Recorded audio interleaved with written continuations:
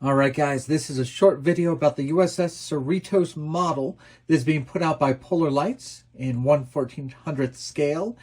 And of course, this is the hero ship from Star Trek Lower Decks. Now, I was asked the question, is this model kit based upon the Season 1 version of the USS Cerritos or the second season?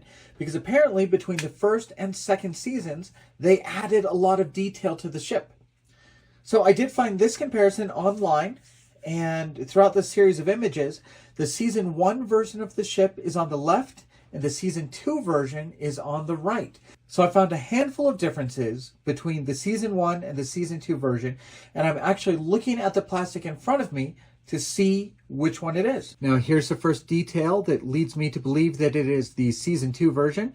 When you look at the back of the pylon, you have this raised beam right here that appears to be only present on the second season version of the ship. Here's the next piece that leads me to believe it's the second season. You can see here the second season added in lifeboats on the bottom of this pod and this phaser array. All right, our next piece are these two raised protrusions on top of the saucer. You can see that in Season 2 they became much more pronounced and higher, and they do have this opening added, so you can see that matches up with Season 2. On the lower piece of the saucer, you can see that this is much deeper and can have a bigger opening than it was in the first season. So once again, a detail from the second season. All right, once I went down this rabbit hole, I kind of found out something that I found a little bit interesting. This is the limited edition box art that's only available at autoworldstore.com. And it looks like this is the Season 2 version of the ship. This is the Season 1. So two different models on this box art and a couple telltale signs.